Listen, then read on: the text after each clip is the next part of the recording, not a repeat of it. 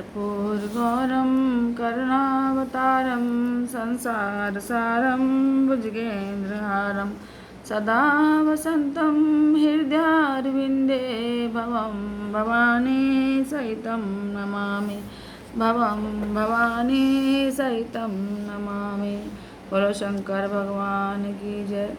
ब्रह्मा जी बोले, हे नारद जी, इधर भगवान शंकर ने जब लग्न पत्रिका ली, उसमें लिखी हुई सभी लोकाचार रीतियों को भी अपनाया। सभी मुनिगणों को भगवान शंकर ने अपने विवाह में सम्मिलित होने को कहा। उसके बाद भगवान शंकर ने ऋषि नारद जी तुमको भी याद किया। फिर तुम भी वहाँ पहुँचे और अपने भाग्य की प्रशंसा करते हुए प्रणाम किया और स्तुति करने लगे। तब प्रसन्न होकर श्री बोले कि हे ऋषि श्रेष्ठ, जो कुछ मैं आपसे कहूँ उस परम तत्व को ध्यान देकर सुनो। हे नारद जी, तुम्हारे कहने से पार्थिव जी ने उग्र तपस्या की, जिसके फलस्वरूप प्रसन्न होकर मैंने उसे पति बनने का वर दे दिया है। अब विवाह के लिए यहाँ से लगन पत्रिका भी आ चुकी है। आज से 7वें दिन श्री पार्थिव जी के साथ लोक रीति के अनुसार मेरा शुभ विवाह होगा। अब तुम इस शुभ विवाह के लिए विष्णु आदि देवता, मुनि, सिद्ध, ऋषि सभी को मेरी ओर से निमंत्रण दिया और उन्हें कहना कि अपने परिवार के साथ अपने अपने वाहनों पर चढ़कर विभूषित होकर मेरे विवाह के उत्सव में पधारें। ब्रह्मा जी बोले, हे नारद जी, इस प्रकार भगवान की आज्ञा सुनकर तुम बहुत खुश हुए और बोले कि हे भगवान सदाशिव, मैं आपका सेवक हूँ, आपकी आज्ञा सिरोधार्य है। यह कार्य कर देवताओं को निमंत्रित करने के लिए तुम वहाँ से चल पड़े। सभी देवताओं को जाकर निमंत्रण दिया, फिर प्रसन्नतापूर्वक वहाँ से लौट आए। आकर सभी समाचार सुनाया। ब्रह्मा जी बोले, हे नारद जी, निमंत्रण पाकर अति प्रसन्नता से सच धज कर भगवान विष्णु श्री लक्ष्मी जी के साथ भगवान शंकर के पास पहुँचे। वहाँ शंकर जी को प्रणाम कर उनकी आज्ञा से अपने स्थान पर बैठ गए। इसी प्रकार सब देवता, लोकपाल, इंद्र आदि अपने गण और परिवार के साथ वस्त्र आभूषणों से शोभायमान होकर वहाँ पहुँच गए। सिद्ध, चारण, गंधर्व, ऋषि, मुनि सब के सब निमंत्रित होकर कैलाश पहुँच गए। अप्सराएं नाचने लगी, देव नारियां मंगल गान करने लगी।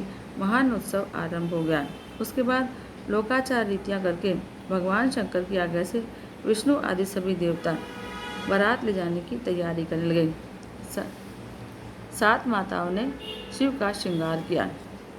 मस्तक पर तीसरा नेत्र मुकुट बन गया, चंद्रकला का तिलक लग गया। कंठ के सर्पों ने अपने फन दोनों ओर ऊंचे कर लिए, वे सुंदर कुंडल बन गए। इस प्रकार सभी अंगों में सांप लिपट गए, वे अंगद आदि आभूषण बन गए। सारे अंगों पर चिता की भस्म रमा दी गई, वह चमक उठी। वस्त्र के स्थान पर सिंह और गजचम शोभायमान हो गया। इस प्रकार के श्रृंगार से सुशोभित होकर भगवान शंकर दूल्हा बने। विष्णु जी कहने लगे, हे शंकर जी, आप विवाह गुह्य सूत्र की विधि के अनुसार करें। मंडप स्थापना, नांदीमुख, श्राद्ध आदि कुल रीति के लोग भी इसी प्रकार करते चलें। इसमें आपका यश होगा और लोग भी इसी प्रकार करने लग जाएंगे। ब्रह्मा जी बोले, हे नारद जी, यह सुनकर महादेव ने स्वीकार करके कश्यप, अत्रि, वशिष्ठ, गौतम, भांडरिक, गुरु, कर्ण, बृहस्पति, शक्ति, जमदग्नि, पराशर, मार्कंडे, अगस्त्य, च्यवनगर्ग, शिलाद, शिलापाक, अरुणपाल, अकृत, शम, दधीचि, उपमन्यु, भारद्वाज, अकृतवर्ण, पिपलाद, कुशिक, कोत्स इत्यादि ऋषि मुनियों को शिष्यों के साथ बुलाकर सभी लोक रीतियाँ कराने की आज्ञा दे दी। तब तो सबने मिलकर भगवान का रक्षा विधान करके ऋग्वेद, यजुर्वेद, सामवेद आदि के सूक्तों द्वारा स्वस्ति वाचन करना आरंभ किया।